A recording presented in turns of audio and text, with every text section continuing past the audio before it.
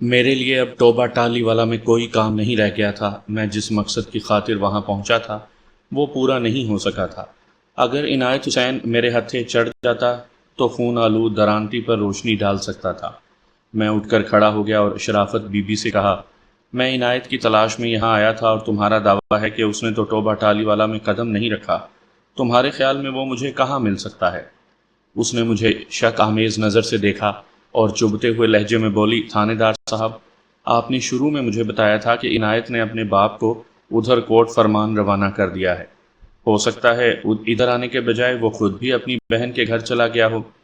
ہاں، ایسا ہو سکتا ہے، میں نے سر کو اثبات میں حرکت دیتے ہوئے کہا۔ وہ گہری نظر سے مجھے دیکھتے ہوئے مستفسر ہوئی، تھانے دار صاحب، آپ نے بتایا ہے کہ عنایت کے بارے میں معلومات حاصل کرنے کے لیے یہاں آئے ہیں، لیکن اس بات کی وضاحت ابھی تک نہیں ہو سکی کہ آپ کو کس قسم کی معلومات چاہیے۔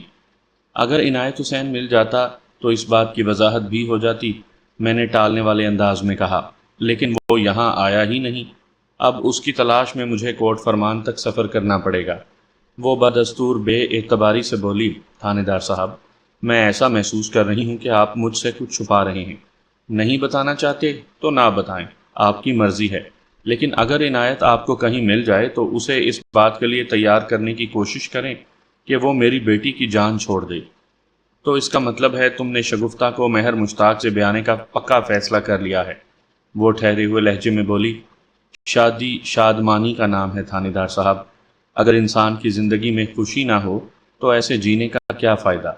میں نے گمبھیر انداز میں کہا، ٹھیک ہے، اگر میں اسے ڈھونڈنے میں کامیاب ہو گیا تو پکڑ کر سیدھا توبہ ٹالی والا لاؤں گا، پھر ساری باتیں ادھر تمہارے گھر میں بیٹھ کر ہی ہوں گی۔ آپ کا بہت بہت شکریہ تھانے دار صاحب، وہ تشکرانہ لہجے میں بولی۔ میں اے ایس آئی بشارت مرزا کے ہمراہ شرافت بی بی کے گھر سے رخصت ہونے لگا تو اسی وقت ایک گبرو جوان وہاں نمودار ہوا۔ اس کی عمر 25-26 کے درمیان رہی ہوگی۔ مناسب قد و قامت کے ساتھ وہ متاثر کن شخصیت کا مالک تھا۔ اس کی نظر مجھ سے ملی تو میں نے واضح طور پر یہ محسوس کیا کہ وہ مجھے وہاں دیکھ کر بری طرح چونکا تھا۔ اس چونکنے میں اچنبے سے زیادہ تشویش شامل تھی۔ مجھے اس کا یہ رد عمل کچھ عجیب سا لگا۔ شرافت بی بی ہمیں رخصت کرنے کے لیے دروازے تک چلی آئی تھی۔ وہ جلدی سے اس نوجوان کا تعارف کرواتے ہوئے مجھ سے بولی، تھانے دار صاحب، یہ اپنا مشتاق ہے، مہر مشتاق۔ پھر وہ مشتاق کی جانب مڑتے ہوئے بولی، مشتاق کے پتر، یہ ملک صفدر حیات ہیں، اپنے علاقے کے تھانے دار۔ یہ اس لومڑ عنایت کے سلسلے میں تحقیقات کرنے ہمارے گھر آئے ہیں۔ شرافت بی بی کا یہ انداز تعارف مجھے بالکل اچھا نہ لگا، بلکہ بہت ناگوار گزرا۔ ٹھیک ہے، عنایت سے ان لوگوں کے کچھ اختلافات چل رہے ہیں، لیکن وہ بہرحال اس کا داماد تھا۔ اسے لومڑ کہہ کر بات کرنے کی کوئی تک نہیں بنتی تھی اور نہ ہی جواز نظر آتا تھا، اور وہ بھی ایک ایسے شخص کے سامنے جو اس کی بیٹی کے لیے امید لگائے ہوئے بیٹھا تھا۔ ویسے تو مشتاق کی آمد کا انداز بھی مجھے ایک آنکھ نہیں بھایا تھا، صاف دکھائی دیتا تھا وہاں اندر ہی اندر بڑی خطرناک کھچڑی پک رہی تھی۔ مشتاق نے مسافے کے لیے میری جانب ہاتھ بڑھاتے ہوئے کہا، تھانے دار صاحب، آپ اس فضول آدمی کے بارے میں کس قسم کی تحقیقات کر رہے ہیں؟ کیا اس نے کوئی قتل وغیرہ کر دیا ہے؟ میں نے بڑی گرم جوشی سے اس کا ہاتھ تھام لیا، پھر اس کی آنکھوں میں جھانکتے ہوئے سنسنی خیز لہجے میں کہا، جوان، اس نے کسی کو قتل کیا ہے یا وہ کسی کے ہاتھوں قتل ہو گیا ہے، اس حقیقت سے بہت جلد پردہ اٹھنے والا ہے۔ میں نے مہر مشتاق کی آنکھوں میں گہری تشویش کے سائے لہراتے دیکھے۔ وہ ایک لمحے کے لیے اندر سے ہل کر رہ گیا تھا، مگر جلد ہی اس نے اپنی کیفیت پر قابو پا لیا اور سنبھلے ہوئے لہجے میں بولا، کریں جی، تحقیق کریں، یہ بڑا نیک کام ہے۔ ہم شرافت بی بی کے گھر سے باہر نکل آئے۔ دروازے کے قریب ہی ہمارے گھوڑے بندھے ہوئے تھے۔ اے ایس آئی نے میرا اور اپنا گھوڑا کھولا، پھر ہم ان گھوڑوں کی پشت پر سوار ہو کر واپسی کے سفر پر روانہ ہو گئے۔ ہم ایک گلی سے نکل کر دوسری گلی میں داخل ہوئے تو اے ایس آئی نے مجھ سے کہا، ملک صاحب، یہ بندہ مشتاق مجھے ٹھیک نہیں لگا۔ میرا ذہن بھی اس وقت مسلسل مہر مشتاق کے بارے میں ہی سوچ رہا تھا۔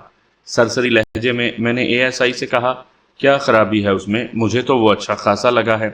میں نے ابھی تک عنایت حسین کو نہیں دیکھا، لیکن شگفتہ کا تو ہم دونوں ہی نے دیکھ لیا ہے۔ میرے خیال میں شگفتہ اور مہر مشتاق کی جوڑی بڑی موزوں رہے گی۔ میں ان کی جوڑی یا شادی کی بات نہیں کر رہا ہوں، وہ الجھن زدہ لہجے میں بولا۔ پھر تمہارا کیا مطلب ہے؟ میں نے پوچھ لیا۔ ایسی بات نہیں کہ میں بشارت مرزا کا مقصد نہیں سمجھ رہا تھا، مجھے بخوبی اندازہ تھا کہ وہ کس زاویے سے بول رہا ہے، لیکن میں دانستہ اسے ادھر ادھر کر رہا تھا۔ دراصل اس وقت میرا ذہن کئی محاذوں پر ایک ساتھ نبرد آزما تھا۔ میں نے محسوس کیا تھا کہ کوئی ہمارے تعاقب میں ہے۔ میں سب سے پہلے یہ جاننا چاہتا تھا کہ کون ہمارا پیچھا کر رہا ہے اور کیوں۔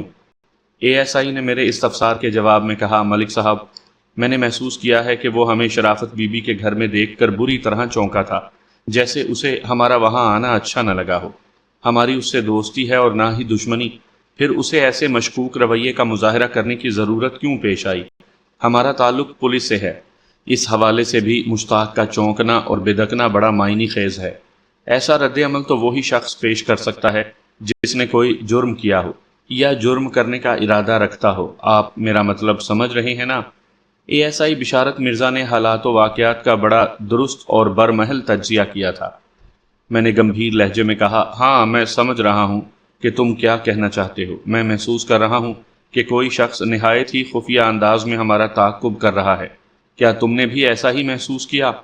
میرے اس انکشافی سوال نے اے ایس آئی کو بے ساختہ پلٹ کر پیچھے دیکھنے پر مجبور کر دیا۔ بڑبڑانے والے انداز میں اس کے منہ سے نکلا، میں نے اس طرف دھیان نہیں دیا۔ دھیان نہیں دیا تو دو، میں نے قطعی لہجے میں کہا۔ اگلے ہی لمحے وہ تصدیقی نظروں سے مجھے تکنے لگا۔ مجھے یقین تھا اس نے بھی متعاقب کی جھلک دیکھ لی تھی۔ سرسراتی ہوئی آواز میں اس نے مجھ سے کہا، آپ بالکل درست فرما رہے ہیں ملک صاحب، لیکن وہ بندہ مہر مشتاق نہیں۔ وہ مہر مشتاق نہیں، لیکن اسی کا متعین کردہ کوئی بندہ تو ہو سکتا ہے۔ میں نے ٹھوس لہجے میں کہا، یہ بات ڈھکی چھپی نہیں کہ ہم کافی دیر سے شرافت بی بی کے گھر میں بیٹھے ہوئے تھے۔ اگر مشتاق واقعی کسی قسم کے جرم میں ملوث ہے یا ایسا کوئی ارادہ رکھتا ہے تو وہ ہماری نگرانی پر اپنے کسی بندے کو مامور بھی کر سکتا ہے۔ آپ بالکل ٹھیک کہہ رہے ہیں ملک صاحب، وہ جوشیلے لہجے میں بولا۔ پھر کیا کرنا چاہیے؟ کیا اس بندے پر ہاتھ ڈال دیں؟ میں نے سوچ میں ڈوبے ہوئے لہجے میں جواب دیا، میرا خیال ہے اس متعاقب کو اپنے پیچھے لگا کر ٹوبہ ٹالی والا سے باہر لاتے ہیں، پھر اس کا مزاج بھی دریافت کر لیں گے۔ اے ایس آئی نے میری تجویز سے اتفاق کیا، لیکن ہم جیسے ہی گاؤں کی حدود سے باہر نکلے، متعاقب غائب ہو گیا۔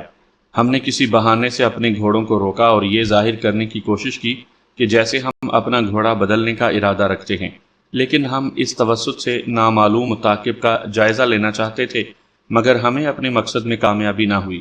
دور دور تک مذکورہ متعاقب کے آثار دکھائی نہ دیے۔ اے ایس آئی نے مشورہ دینے والے انداز میں کہا، کیا خیال ہے ملک صاحب، واپس چل کر اس پر اسرار پیچھا کرنے والے کا کھوج لگائیں؟ اس کا کوئی فائدہ نہیں ہوگا، میں نے سرسری انداز میں کہا۔ مجھے نہیں امید کہ وہ اب ہمارے ہاتھ آئے گا۔ اے ایس آئی نے کہا، مجھے پورا شک ہے وہ بندہ مشتاق ہی کا بھیجا ہوا ہے۔ میں بھی کچھ ایسا ہی محسوس کر رہا ہوں۔ میں اس بندے مہر مشتاق کی خفیہ نگرانی کروانا چاہتا ہوں تاکہ پتہ تو چلے کہ وہ کس کماش کا شخص ہے اور اس کے ارادے کیا ہیں۔ آپ فکر نہ کریں ملک صاحب، وہ کسی فوری خیال کے تحت بولا، یہاں ٹوبہ ٹالی والا میں میرے ایک دو جاننے والے ہیں، میں ان سے کام لے کر مہر مشتاق کے بارے میں مفید معلومات حاصل کر سکتا ہوں۔ آپ کہیں تو ابھی چلتے ہیں۔ ابھی واپسی کا رخ کرنا مناسب نہیں ہوگا، میں نے حتمی لہجے میں کہا۔ میں یہ کام تمہارے ذمہ لگاتا ہوں، تم کل سے اس مشن پر لگ جاؤ۔ تم اور دو ہوشیار قسم کے کانسٹیبلز یہاں لے آؤ، لیکن خیال رہے تمہیں یہ کام سادہ لباس میں رہتے ہوئے کرنا ہے تاکہ یہاں کسی کو پولیس کی سرگرمی کا احساس نہ ہو۔ تم اپنے قابل بھروسہ جاننے والے سے ملو اور اپنے مطلب کی باتیں جاننے کی کوشش کرو۔ اس کے ساتھ ہی اپنے ساتھ آئے ہوئے کانسٹیبلز کو خصوصی ہدایت دے کر مہر مشتاق کی خفیہ اور محتاط نگرانی پر مامور کر دو۔ مجھے بہت جلد حوصلہ افزا نتائج چاہیے۔ آپ فکر نہ کریں ملک صاحب، وہ اپنے سینے پر ہاتھ مارتے ہوئے بولا۔ میں کل ہی اس مشن پر جت جاتا ہوں، بہت جلد آپ مجھے اس محاذ پر سرخرو ہوتا دیکھیں گے انشاءاللہ، میں نے یقین بھرے لہجے میں کہا۔ اس کے بعد ہم اپنے گھوڑوں پر سوار ہوئے اور ٹوبہ ٹالی والا سے موزہ سودرا کلاں کی جانب سفر شروع کر دیا۔ مغرب کی اذان سے قبل ہم تھانے پہنچ گئے۔ سامعین کرام، آپ سن رہے تھے ملک صفدر حیات کی تفتیشی داستانوں میں سے ایک دلچسپ داستان جس کا نام ہے نامعقول۔ یہ اس سلسلے کی آخری قسط ہے۔ مجھے امید ہے آپ کو میری یہ کاوش پسند آئی ہوگی۔ آپ نے اگر ابھی تک میرا چینل کہانی گھر سبسکرائب نہیں کیا تو ابھی میرے چینل کو سبسکرائب کر کے بیل نوٹیفیکیشن آن کر لیجئے تاکہ آنے والی ہر نئی کہانی کی اطلاع بر وقت آپ تک پہنچ سکے۔ آئندہ روز ASI کو ٹوبہ ٹالی والا بھیجنے کے بعد میں خود کوٹ فرمان کی طرف روانہ ہو گیا۔ میرے ساتھ حوالدار خوش بخت بھی تھا۔ دراصل خوش بخت بھی کوٹ فرمان ہی کا رہنے والا تھا اور وہاں کے ایک بندے سے بخوبی آشنا تھا، اسی لیے میں نے خاص طور پر اسے اپنے ہمراہ کر لیا تھا تاکہ کسی معاملے میں کوئی دشواری پیش نہ آئے۔ کوٹ فرمان اور سودرا کلاں میں کم و بیش 4 میل کا فاصلہ حائل تھا اور یہ گاؤں ہمارے تھانے سے شمال میں واقع تھا۔ ہم 10 بجے کے قریب کوٹ فرمان پہنچ گئے۔ خوش بخت مجھے سیدھا شکور کے دروازے تک لے گیا اور میرا اشارہ پاتے ہی اس نے دروازے پر دستک بھی دے ڈالی۔ شکور کوٹ فرمان کا ایک چھوٹا زمیندار تھا اور رشتے میں وہ ہمارے مطلوبہ بندے یعنی عنایت حسین کا بہنوئی تھا۔ اس کی 5 اولادیں تھیں اور وہ طویل عرصے سے یہیں رہ رہا تھا۔ حوالدار خوش بخت کی رپورٹ کے مطابق شکور ایک امن پسند اور صلح جو شخص تھا۔ لڑائی بھڑائی اور فتنہ پروری کے کاموں سے ہمیشہ دور رہنے کی کوشش کرتا تھا۔ غلام لوہار کی زبانی مجھے پتا چلا تھا کہ عنایت نے سودرا کلاں چھوڑنے سے 2-3 روز قبل اپنے باپ کرامت حسین کو کوٹ فرمان بھیج دیا تھا کہ چند روز اپنی بیٹی سغرا کے پاس رہ آئے۔ عنایت کے بارے میں عمومی رائے یہ تھی کہ وہ مکان اور زمین کی فروخت کے بعد اپنی سسرال کو پیارا ہو گیا ہوگا، اسی لیے میں نے سب سے پہلے ٹوبہ ٹالی والا کو چیک کیا تھا، لیکن عنایت کی وہاں موجودگی کے آثار نہیں ملے تھے۔ دستک کے جواب میں ایک 12-13 سالہ بچے نے دروازہ کھولا۔ وہ خوش بخت کو دیکھتے ہی پہچان گیا۔ اتفاق سے اس وقت شکور گھر پر موجود تھا۔ جلد ہی ہم اس گھر کی بیٹھک میں بیٹھے شکور اور اس کی بیوی کو اپنی آمد کی غرض و غایت بتا رہے تھے۔ انہوں نے پوری توجہ سے میری بیان کردہ کہانی سنی اور ہکا بکا رہ گئے۔ شکور نے حیرت بھرے لہجے میں کہا، چاچا کرامت تو ایک طویل عرصے سے ہمارے گھر نہیں آیا، حالانکہ میری تو ہمیشہ یہ خواہش رہی ہے کہ وہ ادھر ہی ٹھہر جائے، بڑھاپے میں بہو کے ہاتھوں اپنی مٹی خراب نہ کرائے، لیکن وہ سنتا ہی نہیں۔ اس نے ہمیشہ یہی کہا کہ بیٹی کے در پر پڑے رہنا مجھے اچھا نہیں لگتا۔ وہ لمحہ بھر کو سانس لینے کے لیے متوقف ہوا، پھر اضافہ کرتے ہوئے بولا، اور یہ آپ نے عنایت کی بھی بڑی خوب کہانی سنائی ہے۔ ہمیں اس بارے میں کچھ خبر نہیں کہ عنایت نے اپنا گھر بار فروخت کر دیا ہے۔ آپ کی بات پر یقین کر رہا ہوں، لیکن میرے خیال میں عنایت نے زمین بیچ کر زندگی کی سب سے بڑی غلطی کی ہے۔ زمیندار تو زمین کو پھیلانے اور بڑھانے کے چکر میں رہتا ہے، اور وہ، اس نے جملہ افسوسناک انداز میں ادھورا چھوڑا اور نفی میں گردن جھٹکنے لگا۔ میں اپنی کہانی میں انہیں یہ بھی بتا چکا تھا کہ عنایت کی تلاش میں ٹوبہ ٹالی والا کی خاک چھان چکا ہوں۔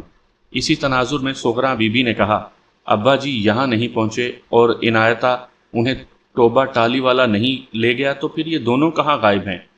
یہی بات تو میری سمجھ میں نہیں آ رہی، میں نے الجھن بھرے لہجے میں کہا۔ مجھے تو کوئی اور ہی چکر لگ رہا ہے، سغرا نے تشویش بھرے لہجے میں کہا۔ میں اس کی طرف متوجہ ہو گیا اور پوچھ لیا، کیسا چکر؟ یہ شرافت بی بی بڑی بدمعاش عورت ہے، اس نے نفرت بھرے لہجے میں کہا۔ جو عورت اپنی بیٹی کا گھر بسنے نہ دے وہ کچھ بھی کر سکتی ہے۔ مجھے شک ہے اسی نے عنایتیں اور ابا جی کو کہیں غائب کیا ہے۔ سغرا دور کی کوڑی لائی تھی۔ میں گزشتہ روز شرافت بی بی سے ایک بھرپور ملاقات کر کے آیا تھا۔ مجھے بھی وہ خاصی تیز ترار اور موقع پرست لگی تھی، لیکن وہ اپنے سمدھی اور داماد کو کہیں غائب بھی کروا سکتی ہے، اس بارے میں نے نہیں سوچا تھا۔ البتہ میں نے یہ واضح طور پر محسوس کر لیا تھا کہ وہ شگفتہ کو عنایت سے طلاق دلوا کر مہر مشتاق سے بیانے کی خواہاں تھی۔ سغرا چونکہ شگفتہ کی ننند تھی، اس لیے اس کی سوچ کا زاویہ قدرے مختلف تھا۔ میں نے اس کا موقف جاننے کے لیے پوچھ لیا، کیا وہ اتنا بڑا قدم اٹھا سکتی ہے؟ میرا اشارہ شرافت بی بی کی طرف تھا۔ وہ زہر میں بجھے ہوئے لہجے میں بولی، تھانے دار صاحب، آپ اس عورت کی مکاریوں اور چال بازیوں سے واقف نہیں ہیں۔ وہ صرف نام کی شرافت بی بی ہے، ورنہ… توبہ توبہ! اس نے ذرا توقف کر کے کانوں کو ہاتھ لگایا اور بولی، اگر وہ واقعی بھلی مانس اور شریف عورت ہوتی تو بیٹی کے گھر کا سکون برباد کرنے کی کوشش کبھی نہ کرتی۔ عنایت کے گھر میں شگفتہ کو آخر تکلیف ہی کیا ہے؟ لیکن ماں اس کے کان بھرتی ہے کہ اپنے خاوند کو تنگ کرو تاکہ وہ بوڑھے ابا جی کو گھر سے نکال دے۔ آپ خود بتائیں تھانے دار صاحب، ابا جی اس عمر میں کہاں جائیں؟ آپ جانتے ہیں بڑھاپے میں انسان چڑچڑا اور تنقیدی ہو جاتا ہے۔ ابا جی کی ہمیشہ سے یہ عادت رہی ہے کہ وہ کوئی غلط بات دیکھ سکتے ہیں اور نہ ہی برداشت کر سکتے ہیں۔ شگفتہ کی جو حرکتیں اور لچھن ہیں وہ ابا جی کو اچھے نہیں لگتے۔ وہ اسے گاہے بگاہے روکتے اور ٹوکتے رہتے تھے، اور یہی بات اسے منظور نہیں تھی۔ اسی لیے آئے دن گھر میں فساد ڈال کر وہ میکے چلی جاتی۔ میں نے ابا جی کی منت کی ہے کہ وہ ہمارے پاس آ جائیں، لیکن وہ یہ بات ماننے کو تیار نہیں ہے۔ آپ کو پتہ نہیں یہ شرافت بی بی کتنی کمینی عورت ہے۔ وہ ہر بار عنایتیں سے یہی مطالبہ کرتی ہے کہ وہ ابا جی کو گھر سے باہر کرے، پھر شگفتہ اس گھر میں قدم رکھے گی۔ عنایتہ ان سے جھوٹا سچا وعدہ کر کے بیوی کو گھر لے آتا ہے، لیکن بتائیں وہ باپ کو کیسے گھر سے نکال دے؟ وہ باپ جس کے سائے میں ہم پل بڑھ کر بڑے ہوئے ہیں۔ اس نے خود بھوکا رکھ کر ہمارا پیٹ بھرا ہے۔ وہ خود کڑی دھوپ میں جلا ہوگا، لیکن گرم ہوا کا ایک جھونکا ہم تک نہیں پہنچنے دیا۔ ہماری ماں چھوٹی سی عمر میں ہمیں چھوڑ کر اللہ کو پیاری ہو گئی تھی۔ ابا جی نے ہمیں ماں بن کر پالا ہے اور ایک باپ بن کر پروان چڑھایا ہے۔ ایسے سایہ دار درخت کو کوئی کیسے کاٹ کر پھینک سکتا ہے؟ وہ خاصی جذباتی ہو رہی تھی، اور میں نے اس کے بیان میں کسی قسم کی مداخلت کرنے کی کوشش نہیں کی تاکہ اس کے دل کا غبار دھل جائے۔ پتہ نہیں کب سے اس نے یہ طوفان اپنے سینے میں باندھ رکھا تھا۔ تھوڑے توقف کے بعد وہ دوبارہ گویا ہوئی۔ اب وہ کافی حد تک سنبھل چکی تھی۔ اس کی آواز میں ایک ٹھہراؤ سا آ گیا تھا۔ وہ مجھ سے مخاطب ہوتے ہوئے بولی، تھانے دار صاحب، میں نے عنایتیں کو بہت سمجھایا ہے، شکورے سے بھی کہا ہے کہ شگفتہ جب اس کے گھر میں نہیں بسنا چاہتی تو لعنت بھیجے اس پر۔ ہم کسی اچھی اور بھلی مانس لڑکی سے خود اس کی شادی کروائیں گے۔ اولاد ہو جائے تو اس رشتے کو توڑنا مشکل ہو جاتا ہے۔ ان کے ساتھ تو ایسا کوئی مسئلہ بھی نہیں، مگر عنایتہ مانتا ہی نہیں۔ وہ کسی بھی صورت شگفتہ کو چھوڑنے پر تیار نہیں۔ لگتا ہے ماں بیٹی نے اس پر کالا جادو کر دیا ہے، یا اسے الو کا گوشت کھلا دیا ہے۔ ویسے یہ شگفتہ کمبخت ہے بھی تو اتنی خوبصورت نہ۔ وہ جملہ نامکمل چھوڑ کر اچانک خاموش ہو گئی۔ میں چونکہ گزشتہ روز خود اپنی آنکھوں سے شگفتہ کو دیکھ چکا تھا، لہٰذا یہ سمجھنے میں مجھے قطعاً کوئی دشواری محسوس نہ ہوئی کہ سغرا بی بی کہنا کیا چاہتی ہے۔ کمبخت شگفتہ اتنی خوبصورت بلا ہے کہ کوئی بھی مرد آسانی سے اسے چھوڑنے کو تیار نہیں ہو سکتا۔ ہم نے آدھا پونا گھنٹہ شکور زمیندار کے گھر میں گزارا، پھر وہاں سے اٹھ گئے۔ طے یہی پایا تھا کہ اگر مجھے عنایت اور کرامت کی کوئی خبر ملی تو میں انہیں اطلاع کر دوں گا، اور اگر وہ لوگ ان کا سراغ لگانے میں کامیاب ہو جائیں تو فوراً تھانے آ کر مجھے خبر کریں۔ ہم شکور کے گھر سے نکلے تو حوالدار خوش بخت ضد کر کے مجھے اپنے ساتھ لے گیا۔ دوپہر کا کھانا ہم نے اسی کے گھر میں کھایا، پھر ظہر کی نماز کوٹ فرمان کی مسجد میں ادا کرنے کے بعد ہم واپس آ گئے۔ آنے والے 3 روز کسی قابل ذکر کارروائی کے بغیر ہی گزر گئے۔ توبہ ٹالی والے سے گاہے بگاہے مجھے رپورٹ مل رہی تھی، لیکن اس رپورٹ میں ایسی کوئی بات نہیں تھی کہ میں کیل کانٹے سے لیس ہو کر فوراً حرکت میں آ جاتا۔ مہر مشتاق کے بارے میں مجھے بتایا گیا کہ وہ بہت ہی جوشیلا اور جی دار جوان ہے، لیکن وہ کسی ایسی کارروائی میں ملوث نہیں پایا گیا تھا کہ اس کے خلاف قانونی چارہ جوئی کی جاتی۔ البتہ یہ خبر مجھ تک پہنچی تھی کہ وہ نہایت پابندی کے ساتھ آزادانہ طور پر شرافت بی بی کے گھر آتا جاتا ہے۔ جس گھر کے لوگ خوش آمدید کہنے کے لیے تیار ہوں، وہاں کوئی کیوں نہیں جائے گا۔ مزید 1 ہفتے تک میں نے عنایت اور کرامت کی تلاش کا کام جاری رکھا۔ میں نے اپنے بندے ارد گرد کے گاؤں دیہات میں دور تک پھیلا دیے تھے اور انہیں سختی سے ہدایت کر دی تھی کہ ان باپ بیٹے میں سے جو بھی اور جس حالت میں بھی نظر آئے اسے فی الفور میرے سامنے حاضر کیا جائے۔ ایسی متلاشی ہر ٹیم کے ساتھ میں نے ایک ایسے مقامی بندے کو بھی نتھی کر دیا تھا جو عنایت اور کرامت کی صورت سے آشنا تھا، تاکہ پولیس پارٹی کو ان کی تلاش اور شناخت کے سلسلے میں دقت کا سامنا نہ کرنا پڑے۔ جب تک عنایت میرے ہتھے نہ چڑھتا، خون آلود درانتی کا معمہ حل نہیں ہو سکتا تھا۔ جب تک یہ معمہ حل نہ ہوتا، میں سکون سے بیٹھ نہیں سکتا تھا۔ اسی بھاگ دوڑ اور ادھیڑ بن میں 15 روز گزر گئے، لیکن کامیابی کا کوئی کونا، کوئی سرا ہاتھ نہیں آیا۔ میں جھنجھلاہٹ میں مبتلا ہونے لگا۔ ممکن تھا کہ میں ہمت ہار کر اس کیس کی فائل کو داخل دفتر کر دیتا کہ ایک عجیب و غریب واقعہ پیش آ گیا۔ ایک صبح میں تھانے میں آ کر اپنی کرسی پر بیٹھا ہی تھا کہ مجھے اطلاع ملی کہ کوئی شخص بیری والے کھوہ میں گر گیا ہے۔ بیری والا کھوہ یعنی کنواں موزہ سودرہ کلاں کی حدود میں ہی واقع تھا۔ یہ ایک متروک کنواں تھا، لیکن پچھلے دنوں ہونے والی لگاتار بارشوں نے دیگر گڑھوں کے ساتھ ساتھ اس میں بھی اچھا خاصا پانی بھر دیا تھا۔ کسی شخص کے متروک کنویں میں گرنے کی خبر خاصی سنسنی خیز تھی، چنانچہ میں حوالدار خوشبخت اور 2 کانسٹیبلز کو ساتھ لے کر فوراً جائے حادثہ پر پہنچ گیا۔ موقع پر لگ بھگ درجن افراد جمع تھے۔ ہماری آمد کے ساتھ ہی جائے حادثہ پر لگی بھیڑ چھٹ گئی۔ میں کنویں کی منڈیر پر پہنچا اور اکڑوں بیٹھ کر اندر جھانکا۔ کنویں کے اندر خطرناک حد تک برساتی پانی موجود تھا اور اس پانی میں کوئی شے ڈوب ابھر رہی تھی۔ میں نے شے کا لفظ اس لیے استعمال کیا ہے کہ مجھے اس کے خد و خال واضح طور پر نظر نہیں آ رہے تھے۔ اس وقت سب سے بڑا مسئلہ اس شے یا شخص کو کنویں سے باہر نکالنے کا تھا، اور اس مسئلے کے حل کے لیے کنویں کے اندر اترنا ضروری تھا۔ میں نے وہاں پر موجود لوگوں کی طرف دیکھتے ہوئے کہا، کسی مضبوط رسے کا فوراً انتظام کرو۔ ایک شخص نے آگے بڑھ کر مجھے مطلع کیا، تھانے دار صاحب، عبد الرحمن رسہ لینے ہی گیا ہے۔ پھر اس نے گاؤں کی جانب نگاہ اٹھا کر دیکھا اور قدرے مسرت بھرے لہجے میں بولا، شاید وہ واپس آ رہا ہے، اس کے ہاتھ میں رسہ بھی دکھائی دے رہا ہے۔ وہاں پر موجود افراد کی نظریں دور سے آتے ہوئے عبد الرحمن نامی شخص پر جم گئیں۔ مجھے بتایا گیا کہ اسی عبد الرحمن نے ایک بندے کو کنویں میں گرتے ہوئے دیکھا تھا۔ عبد الرحمن اس وقت اپنے کھیتوں میں کام کر رہا تھا۔ اس نے آواز دے کر چند لوگوں کو کنویں کے پاس جمع کر لیا تھا، پھر وہ خود رسہ لینے اپنے گھر کی سمت روانہ ہو گیا۔ عبد الرحمن رسہ لے کر موقع پر پہنچ گیا۔ اس مسئلے کا ایک مرحلہ طے ہو گیا تھا۔ دوسرا مرحلہ کنویں کے اندر اترنے اور ڈوبتے ہوئے شخص کو باہر نکالنے کا تھا، اور یہ خاصا مشکل اور آزمائشی مرحلہ تھا۔ کنویں کے اندر کھڑا پانی پگھلی ہوئی برف سے بھی زیادہ ٹھنڈا تھا، اور اوپر سے موسم کے تیور بھی بڑے خطرناک دکھائی دیتے تھے۔ رگوں میں خون منجمد کر دینے والی یخ بستہ ہوائیں فضا میں ہر طرف چکراتی پھر رہی تھیں۔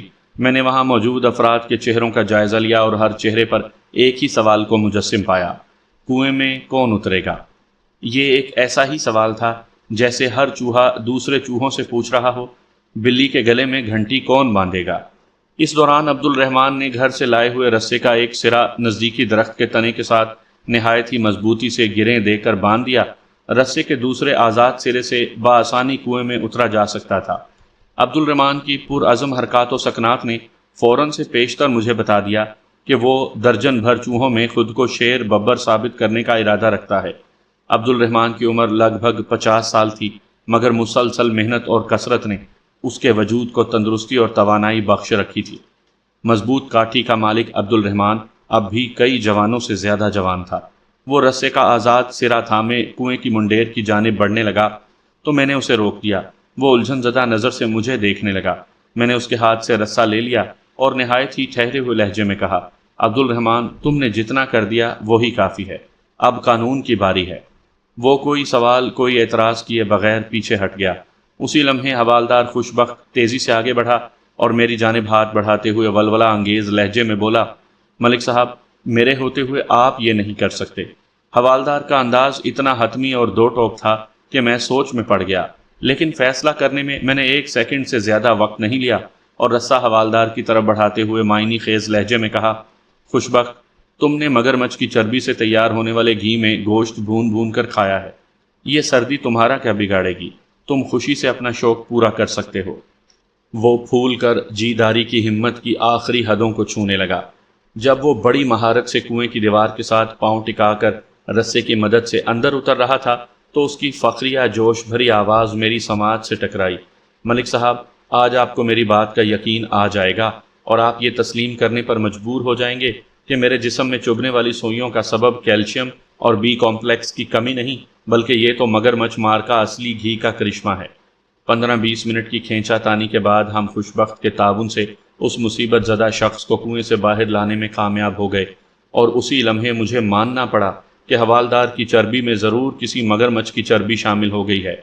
موسم کی شدت اس پر ذرا بھی اثر انداز نہیں ہوئی۔ میں نے نگاہ جما کر تعریفی انداز میں اسے دیکھا اور متاثرہ شخص کی جانب متوجہ ہو گیا۔ اس شخص کے سر اور شیف کے بال بے طرح بڑے ہوئے تھے، لگتا تھا کئی ماہ سے اس نے اس طرف توجہ نہ دی ہو۔ جسم پر موجود کپڑے بھی بے حد میلے تھے، پھر ٹھنڈے ٹھار پانی میں گرنے کے سبب اس کی حالت اور بھی مخدوش اور غیر ہو رہی تھی۔ موقع پر موجود ہر شخص تنقیدی نظروں سے اسے دیکھ رہا تھا۔ پھر کسی شخص کی آواز نے مجھے چونکا دیا۔ میری سماعت تک ان الفاظ نے رسائی حاصل کی، یہ تو عنایت حسین ہے، دیکھو ذرا اس نے کیا حالت بنا رکھی ہے۔ اس شخص کا یہ انکشافی جملہ ٹھہرے ہوئے تالاب میں پہلا پتھر ثابت ہوا۔ ان تمام افراد کا تعلق سودرا کلاں سے تھا، لہٰذا طرح طرح کے تصدیقی اور تحقیر آمیز جملے میری سماعت تک پہنچنے لگے، اور ان تبصروں کا لب لباب یہ تھا کہ حوالدار خوشبخت نے بے مثال بہادری کا مظاہرہ کرتے ہوئے جس شخص کو متروک کنویں سے باہر نکالا تھا وہ عنایت حسین ولد کرامت حسین، سابقہ سکنہ موضع سودرا کلاں تھا۔ وہی عنایت حسین جس کی تلاش میں مجھے پچھلے 20-25 دن سے بے قرار ہونا پڑا تھا۔ وہ مجھے ملا بھی تو اس حالت میں کہ میں اس سے کوئی سوال نہیں کر سکتا تھا۔ اسے فوری طور پر طبی امداد کی ضرورت تھی۔ میں نے فوری اور ہنگامی انتظامات کے تحت عنایت حسین کو ہسپتال بھجوا دیا اور اس کے ساتھ ہی کوٹ فرمان اور توبہ ٹالی والا بندے دوڑا دیے تاکہ عنایت کے ورثاء کو اس کی بازیابی کی خبر ہو جائے۔ توبہ ٹالی والا سے تو کوئی نہ آیا، لیکن شام سے پہلے سغرا اپنے خامند شکور کے ہمراہ میرے پاس پہنچ گئی۔ میں ان دونوں کو اپنے ساتھ ہسپتال لے گیا۔ ڈاکٹر سے ملاقات کی تو اس نے مجھے بتایا، ملک صاحب، ہم نے بندے کو ضروری ٹریٹمنٹ دے دیا ہے اور اب اس کی حالت خطرے سے باہر ہے۔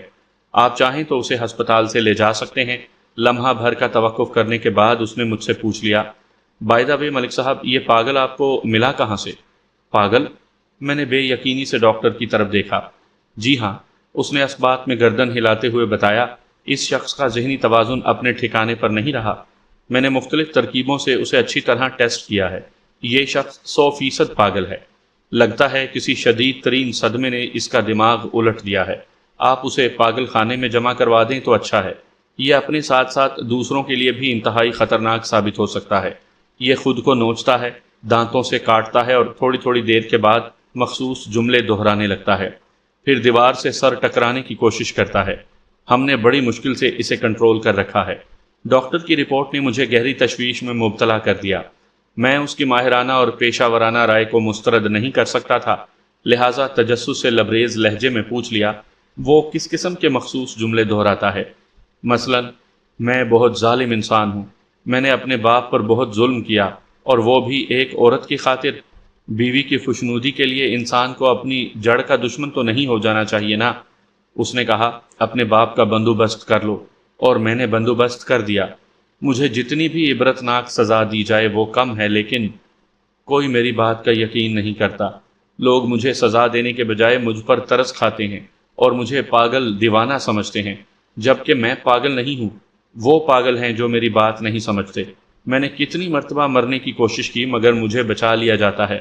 میں اندھے کنویں میں کودا، خیال تھا کہ کسی نے مجھے خودکشی کرتے ہوئے نہیں دیکھا ہوگا، لیکن میری قسمت بری کہ ایک مرتبہ پھر مجھے بچا لیا گیا۔ واقعی میرا جرم اتنا بڑا ہے کہ مجھے بار بار مارا اور بچایا جائے۔ میں پاگل نہیں ہوں۔ اس قسم کے جملے بول کر وہ دیواروں سے سر ٹکرانے کی کوشش کرنے لگتا ہے۔ ڈاکٹر عنایت حسین کی دماغی حالت کے بارے میں بتا رہا تھا اور میں اپنے تصور میں سجی دندانے دار خون آلود درانتی کو دیکھ رہا تھا۔ وہ منحوس درانتی جس کے بے رحم پھل سے عنایت حسین نے اس مہربان اور سایہ دار درخت کی جڑ کاٹ ڈالی تھی، جو بچپن سے اب تک اس پر سایہ فگن رہا تھا۔ زندگی کی راہ میں بچھے کانٹوں کو اس نے اپنے وجود میں اتار کر عنایت کے لیے نرم و گداز آغوش وا کی تھی۔ وہ زندگی بھر کڑی دھوپ میں جلا تھا، مگر اس دھوپ کی ایک موہوم سی کرن بھی اس نے عنایت کے چہرے تک نہیں پہنچنے دی تھی کہ کہیں وہ معصوم ذرا سی تپش سے کملا نہ جائے۔ والدین کس طرح خون جگر پلا پلا کر اپنی اولاد کو پروان چڑھاتے ہیں، لیکن بڑا ہونے کے بعد بعض نامعقول اور سفاک اولادیں اس چراغ کو گل کرنے سے بھی نہیں چوکتی جس کی مستعار روشنی سے ان کی شخصیت کی تعمیر ہوئی ہے۔ اس وقت میرے دل سے بے ساختہ یہ دعا نکلی، اے میرے پروردگار، تو ہر بے رحم اور سفاک شخص کو صاحب اولاد کر دے۔ پتہ نہیں یہ دعا تھی یا بد دعا، لیکن یہ حقیقت ہے کہ والدین کے دکھ درد کو اس وقت تک حقیقی معنوں میں محسوس نہیں کیا جا سکتا جب تک انسان خود والدین کے درجے تک نہ پہنچ جائے۔ میں نے خود وارڈ میں جا کر بھی عنایت کی حالت کا جائزہ لیا۔ ڈاکٹر نے مجھے جو کچھ بتایا تھا وہ حرف بہ حرف درست تھا۔ واقعی عنایت حسین کا دماغ پھر گیا تھا، اور وہ اس حالت میں جو کچھ بھی بک رہا تھا وہ در حقیقت اس کا اقرار جرم تھا۔ میں نے عنایت حسین کو سغرا اور شکور کے حوالے کر دیا اور کرامت علی کی لاش کی بازیابی کے لیے ایک مرتبہ پھر سرگرم عمل ہو گیا۔ آلۂ قتل وہ خون آلود درانتی میرے قبضے میں تھی۔ میں نے اس تلاش کا آغاز ماسٹر جمیل کے گھر سے کیا۔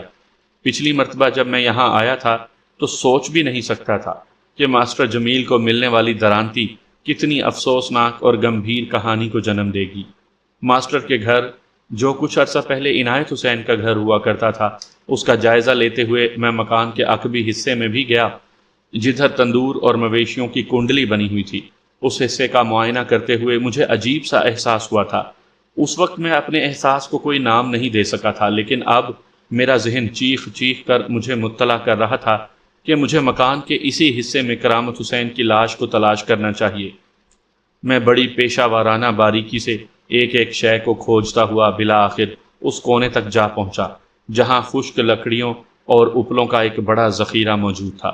میں نے ان اپلوں اور لکڑیوں کو ہٹوا کر زمین کا معائنہ کیا تو یہ دیکھ کر چونک اٹھا کہ وہاں ایسے آثار موجود تھے جیسے وہاں کی زمین کو کھود کر دوبارہ بھرا گیا ہو۔ میرے لیے اتنا ہی اشارہ کافی تھا۔ میں نے اپنے ساتھ لائے ہوئے بندوں کو حکم دیا کہ وہ بڑی احتیاط کے ساتھ وہاں کھدائی شروع کریں۔ میرا یہ فیصلہ بہت سود مند ثابت ہوا۔ ابھی ان لوگوں نے زمین کو 1.5 فٹ 2 فٹ گہرائی تک ہی کھودا تھا کہ کرامت حسین کی لاش جلوہ افروز ہو گئی۔ ہم نے جب اس لاش کو آہستگی باہر نکالا تو میرا اندازہ 100% درست ثابت ہوا۔ کرامت حسین کو درانتی کی مدد سے گلا کاٹ کر موت کے گھاٹ اتارا گیا تھا۔ عنایت کی اس صفاقی اور بربریت پر میری گردن ندامت سے جھک گئی۔ عنایت جیسا نابکار اور نامعقول شخص اس دنیا کی سخت ترین سزا کا مستوجب تھا، لیکن افسوس کہ میں اسے کوئی سزا دلوانے کی پوزیشن میں نہیں رہا تھا۔ بعض معاملات میں دست قدرت اتنی سرعت سے حرکت میں آتا ہے کہ دنیاوی قانون و قاعدے حیرت سے آنکھیں پھاڑے دیکھتے رہ جاتے ہیں۔ اس ذات پاک نے عنایت کو ایسے عبرتناک عذاب میں مبتلا کر دیا کہ دیکھنے والوں کے لیے ایک زندہ سبق تھا۔ ڈاکٹر نے مجھے بڑے ٹھوس الفاظ میں باور کروا دیا تھا کہ عنایت کا پاگل پن عارضی اور قابل علاج نہیں تھا۔ وہ جب تک بھی زندہ رہتا اسے اسی طرح خود کو نوچنا اور کھسوٹنا تھا، اور کوئی شخص یہ نہیں جانتا کہ وہ کتنے عرصہ تک زندہ رہے گا سوائے قدرت کے۔ قدرت جب براہ راست کسی شخص سے انتقام لینے پر آتی ہے تو ایسے ہی دیدہ عبرت تماشے دیکھنے کو ملتے ہیں۔